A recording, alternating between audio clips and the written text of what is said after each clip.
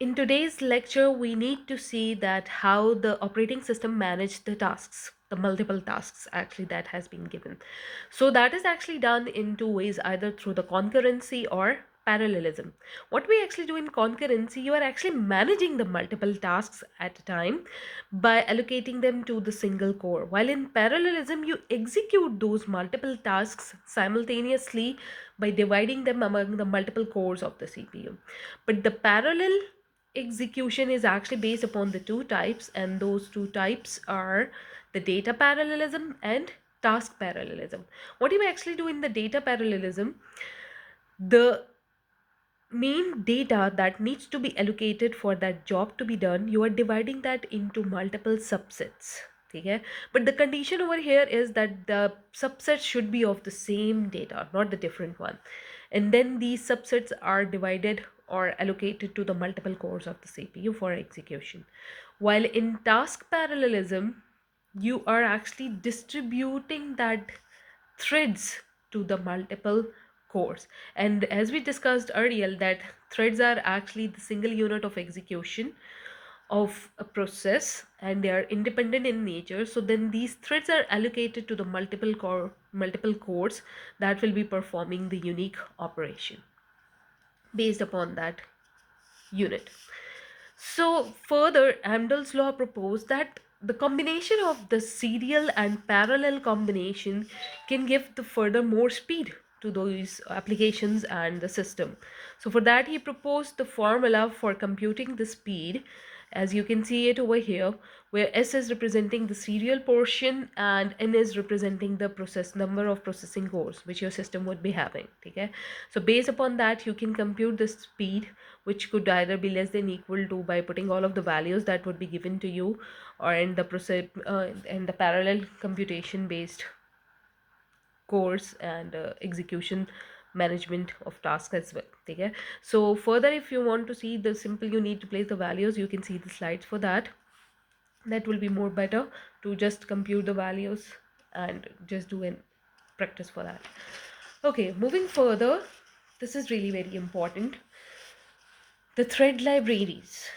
So when the threads were introduced, obviously, as in order to manage the processes, you were having the APIs. So in order to manage these threads, first to create it and to synchronize that, you'll also need to have the library for that. So the IEEE proposed the common standard that was actually based upon the POSIX IEEE 1003.1c. This API was used for the thread creation and synchronization. Well, there are you can say other libraries as well for the threads to be created, like the Java threads, but in your course we have got the PE threads. This is what we would be discussing. So in this example, I would be discussing all of the functions that are included in your syllabus. Here I'm taking one of the program. I hope it is visible to you. I cannot totally cover that. Well, I'll show that to you. This program is actually based upon a concept that the number of threads or the number of inputs that will be given to the threads, each and every thread, we have to take the sum of all of the input values that are given. So for that, what actually we are doing first, as you can see that I will be using the P thread, as I told you, the POSIX standard based thread API. So for that, in C language, I need to call the library that is pthread.h. It includes all of the functions that are needed for the threads to be created and executed. And in this program, as it will be the command based program जिसमें आपने particularly हम लोग simple printf का function use करें, so for that you need to have the library of stereo.h as well, the standard input output based. Okay, now over here you can see we have got the variable sum. This is actually the global variable, and how this would be working, like for suppose अगर मैंने आपके threads को तीन values assign कर दी, 1 2 and 3, so it has to provide me the sum of all of the values, like 1 plus 2 plus 3, that will be making 6. This is how it would be doing. So this is what I want this program to perform. Okay, now let's just see. Next, we have got void static runner. This is actually the function that is actually used further, और ये function को मैं यहाँ पे आपके साथ discuss कर लूँगी, which is actually about adding all of the numbers or the values data that will be given to the threads. ठीक है, and then I am passing the parameter of void static paras. This is actually storing the address of the variables that would be passed. And you know, main void का function हम use इसलिए करते हैं, like whatever the data type is, it doesn't matter, it will allocate the address to each of that variable. अगर मैं यहाँ पे int लिखती तो वो फिर उसी variable की values को address provide करता है जिसकी value integer form में होती. So this is actually the main benefit. Okay, now just coming up to the main body of the p thread, that is int main. यहाँ पे अगर आप देखो तो मैं दो आपके मेन बॉडी में पैरामीटर्स को पास कर रही हूँ, that is integer base argument c. This is actually showing you the argument count. ठीक है, as I told you, this is the command line based program जिसकी बेसिस पे हम वैल्यूज पास कर रहे होंगे. So it has to maintain the argument count while in character static argument v. This is actually the argument vector that will be storing the arguments that we will be passing. ठीक है, जो हम इसमें से पास कर रहे होंगे. इसकी एग्जांपल देख लेते हैं कि लाइक अगर मैंने प्रोग्राम बना दिया cmd.c और मैंने वहाँ पे ये चीज़ लिख दी है cmd5, इट मीन्स यहाँ पे जो मेरा आर्ग्यूमेंट काउंट की बेसिस पे है वो ये मेंटेन कर लेगा कि जो मैंने उसको पर्टिकुलरली आर्ग्यूमेंट्स पास किए हैं दैट टोटल काउंट इज 2. ठीक है, एंड देन आर्ग्यूमेंट वी में आपकी जो लोकेशन 1 है वहाँ पे वो स्टोर कर लेगा 5 इन्फॉर्मेशन, और आर्ग्यूमेंट काउंट में आपके पास वैल्यूज आ जाएगी. ठीक है, like I have done 5, so it means it will be taking about 5 of the numbers upper case और ले रही होंगे. बट फर्दर जब हम सॉल्व करेंगे I will go for 3. Okay, moving further you can सी, अब ये तो हमने पर्टिकुलरली जो पैरामीटर्स पास करने थे और एड्रेसेस वो हमने आइडेंटिफाई कर दिए. But further we need to create the threads, and for that creation we need to pass, or you need to call multiple functions using that pthread.h library. So the major first one that we need to do is, as you know, each and every thread would be having the unique id. So for that we need to call the function pthread underscore t, which will be represented by as to5 of d. That a unique thread identification is allocated to each and every thread that will be created. Okay, the second one is pthread underscore attribute t. This is actually about in case if you need to modify the attributes of the thread, you can identify those. ठीक है, by passing that जो भी आप उसमें करना चाहो. And further, pthread attribute init. This is actually about you are setting up those attributes. ठीक है, और आप इनिशियलाइज कर रहे हो जो न्यू आपने एट्रीब्यूट्स उसके सेट करने हैं, and this is for passing the address. ठीक है, like your address for that attribute way you would be doing that. Okay, so this is what in case अगर आपके पास है तो आप कर रहे हो. इन केस से मेन जो आपके मेन एट्रीब्यूट्स रहने जा रहे हैं तो खैर वो फिर डिफरेंट केस हो जाएगा. And then once you are done with the identification of that thread and attributes, the next thing which you need to do is you have to create it, and for that the function is pthread underscore create, and in that we are passing 4 of the parameters: the thread id, the attribute runner, which was actually the function which we called over here as you can see, and the argument v, the value which it would be holding that we would have passed.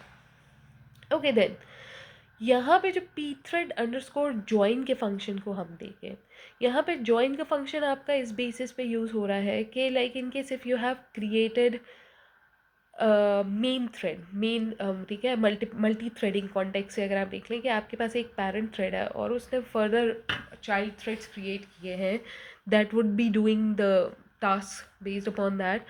Once they are done with the execution of the task that has been allocated, उन सारे threads की execution के results को दोबारा से join करके हमें main thread create करना होता है.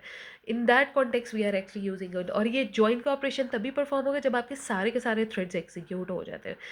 सो यहाँ पे अगर देखा जाए मेन बेनिफिट हमें पी थ्रेड अंडरस्कोर ज्वाइन का एक तो ये है, और दूसरा ये भी है कि आपकी मेन बॉडी को वो तब तक लाइक इट विल स्टॉप ये the main body of the program until and unless this runner function has not been executed based upon the argument that we have passed. Okay, so for that, in the parameters, I'm just passing the thread IDs, and as I told you that we are just using the printf function, and it will show us the sum based upon the input that we would be giving.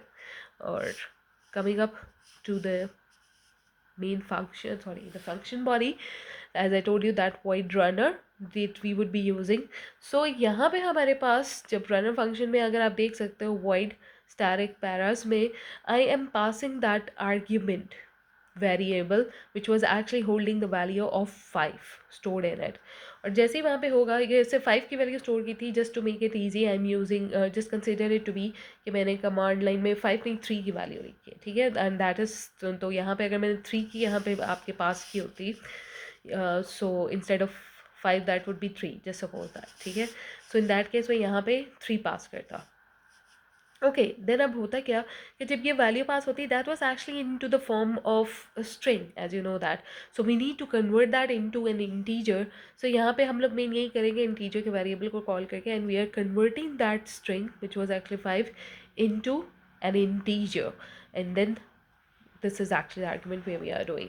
And then you can see कि यहाँ पे हमने variable को particularly दे दिया कि जब वो initially start होगा variable जहाँ पे value store होगी, and that is initialized as 0, and then we are continuing with the loop. So as I told you that we have passed the value by the command program, and that is 3.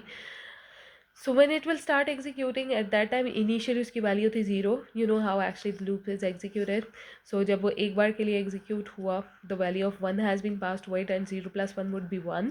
Further आपकी आई की value उसमें increment हुई, पास होगा, फिर वो उसके साथ value को चेक करेगा इधर it is less than equal to 3, yes it is. So next value जो हमने पास की that is 2, so 1 + 2 would be 3, and then it will get again incremented. अब हमारे पास वैल्यू 3 फिर चेक करेगा कि that either 3 is less than equal to 3, it's not less but it's equal, still the condition is getting satisfied. So 3 + 3, the output which we got for that is passed to the other number, 3 + 3, that will be 6. I hope that is clear to you. And then once this summation has been done and you are done with the execution of this particular program condition that which we actually needed, it will pass that value, just a minute, it will pass that value to that particular integer global variable and terminate the thread execution that was happening. And in order to, either you need to terminate, you need to exit, you need to destroy, for that the function which we have to use is pthread_exit, and obviously when it's successful, so it has to return 0. So this was about the pthread libraries. Further, moving to the implicit threading, what actually the implicit threading is, as you know that actually the programmer was the one who was creating these threads, and at a time a single process can only create a single thread. And considering that, in जैसे ही हमारे पास number of threads की basis पे execution के बहुत अच्छे results आए in terms of optimality and for the execution, so it was decided that why don't we take out the programmer's part from that. Like आप इस बेसिस पे देख सकते हो कि अगर प्रोग्रामर ने ही थ्रेड्स को क्रिएट करना होगा, कंडीशन वहाँ पे आप लोग हमेशा लगा रहे फॉर की और क्रिएट करना होगा, so there was the chances of program not get that complete correct output. So इस चीज़ को अवॉइड करने के लिए और रिमूव करने के लिए they decided that why don't we do this thing in such a way कि आपके threads create or manage हो by the compiler and runtime libraries on its own rather than the programmers. Okay, so it was actually done in multiple waves, but we would be discussing just the one method, and that is fork join parallelism. What is actually happening in the fork join parallelism? In multi-threads environment, you actually know that is actually the tasks. So आपका जो main thread है, जब वो बाकी threads सब tasks में divide कर रहा होगा, मेन थ्रेड अपनी जो task एक execution की उसने perform करनी है, unique operation. So for that the system call which needs to be executed, that is fork, which we have already discussed in the process section. Oh sorry, process chapter. So what your main thread will do, it will run the fork system call by splitting its own operation into multiple subtasks. ठीक है, और वो सब task फिर आपकी execute हो रही होंगी in a parallel mode. ठीक है, so for that parallelism is important. So once all of your tasks that are actually executing, और ठीक है, और वो आपके साइमल्टेनियसली एग्जीक्यूट होनी चाहिए. Once it has been executed and the execution has been completed, so जैसे ही वो कंप्लीट हो गई, यहाँ पे आपका जॉइन का ऑपरेशन परफॉर्म होगा, which we discussed in this code as well as you can see. So वो यहाँ पे क्या करेगा, जो भी सब टास्क के एग्जीक्यूशन के जो भी आउटपुट थे, all of that will be joined and completed, ठीक है, in such a way that it will create the main thread again. ठीक है, so this was actually the way of creating and managing the threads by the compilers at during the runtime on its own. ठीक है, okay, now when we were doing these things, जैसे ही हमने multi-threaded environment introduce किया, and there was a great difference between the nature of the process and the threads, if you just recall that. So यहाँ पे अगर हम देखें जो issues actually face किए गए while implementing the multi-threaded environment, it was about some of these which we are discussing. The first one is fork and exec, ठीक है, exec system call, thread cancellation, signal handling, thread pools, thread specific data. Okay, now fork and exit system call में क्या है, as you know कि fork के system call create होने का मतलब क्या है, that you are actually creating a parent process that will be the same as that of, sorry, you are actually creating a child process that will be the same as that of the parent process. ठीक है, जो एक task देखनी होगी. तो यहाँ पे अभी आप एक मिसाल ले लेते हैं कि आपका एक प्रोसेस है, ठीक है, और उसने पर्टिकुलरली डिवाइड किया हुआ है अपनी जो भी टास्क को है मल्टीपल सब टास्क में in form of threads, and when this fork function has been called, ठीक है, सो इन दैट केस उसने कितने जो थ्रेड्स थे, 4 थ्रेड्स हैं, क्या उसने उसमें एक थ्रेड को फॉर के थ्रू क्रिएट करना है, या बाकी सारे जितने भी मल्टीपल थ्रेड्स हैं, like in my example there are 4 threads, so either it has to create 1 thread or 4 threads. This is actually the confusion or the issue that was faced. So for that it was decided that in case if we are using the exec system call, you know how what the purpose of exec system call is, it will be replacing it with the next process. So in that case के अगर हम लोग fork system call के बाद exec system call को use कर रहे हैं, so in that case it will be creating only a single thread. ठीक है, कि आपका जो मेन एक थ्रेड हुआ है उसको वो स्विच कर देगा, एक न्यू थ्रेड के साथ चेंज कर देगा. While in case if simply you are using the fork system call, it will create the entire threads that are present for the parent process. Okay, now the second one is thread cancellation. अब obviously जैसे process आपकी during execution और after completing execution terminate या cancel हो रहे थे, multiple situations हमने देखी थी पेरेंट और चाइल्ड प्रोसेस में. So this thing is also happening in the threads as well. So thread cancellation actually आपकी 2 बेसिस पे हो रही होती कि एक तो है आपकी asynchronous cancellation and the second one is the deferred cancellation. What you are actually doing in the asynchronous cancellation, in case if you are choosing that particular type, okay, like the multiple operations need to be performed by that threads, ठीक है, but before these operations are performed you are immediately killing that thread. This is what is actually happening.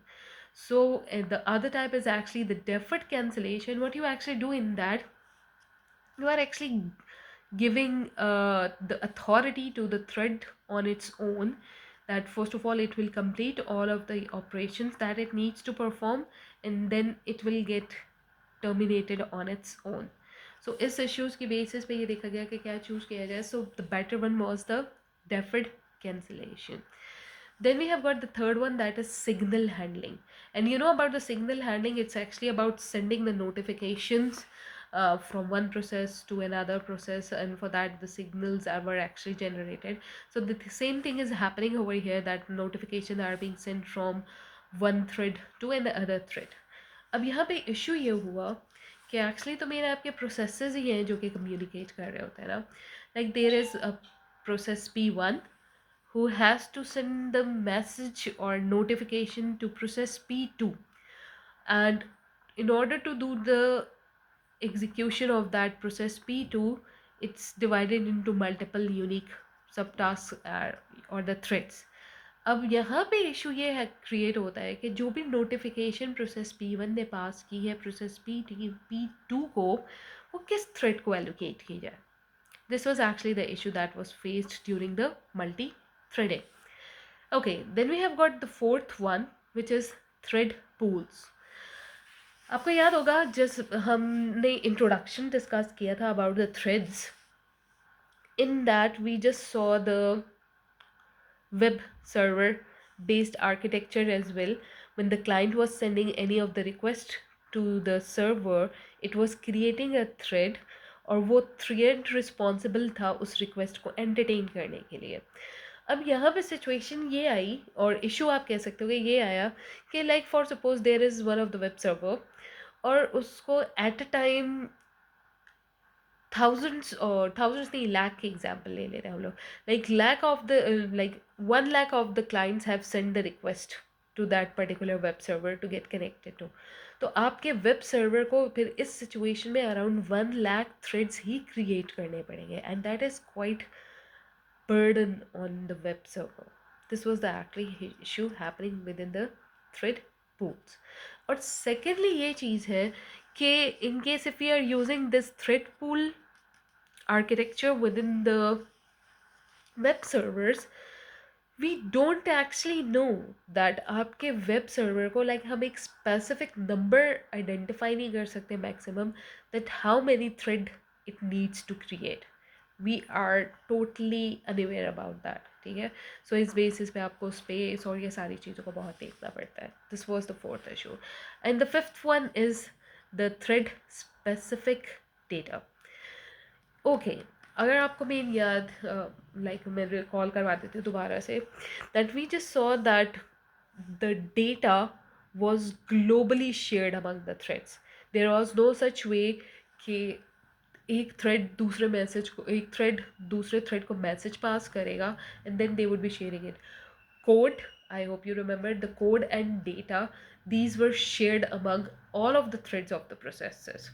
But this is actually the main thing कि अगर आपका data globally share हो रहा है, obviously that is fine enough. एक आपके पास global variable है, एक थ्रेड उसके ऊपर अगर कोई पर्टिकुलरली ऑपरेशन परफॉर्म कर रहा है and whatever changes has been done during the execution by that thread, वो उस ग्लोबल वेरिएबल में उस इंफॉर्मेशन को स्टोर करेगा, और पर्टिकुलरली दूसरे थ्रेड ने जो भी किया या वो ही इंफॉर्मेशन चाहिए वो वहाँ से फेच कर रहा होगा. सो इन दैट केस अगर हम लोग मेन एक ये चीज़ चाहें कि थ्रेड्स को स्पेसिफिक एक डेटा एलोकेट किया जाए, this thing is somehow not possible based upon that nature. कि इस चीज़ की कोशिश की गई कि जिस तरह से हम लोग थ्रेड्स को common unit of execution assign कर रहे हैं, in that case we can assign the specific data is well. So that was not effective and difficult. These were the issues that was faced while implementing the multi-threaded environment. That's it.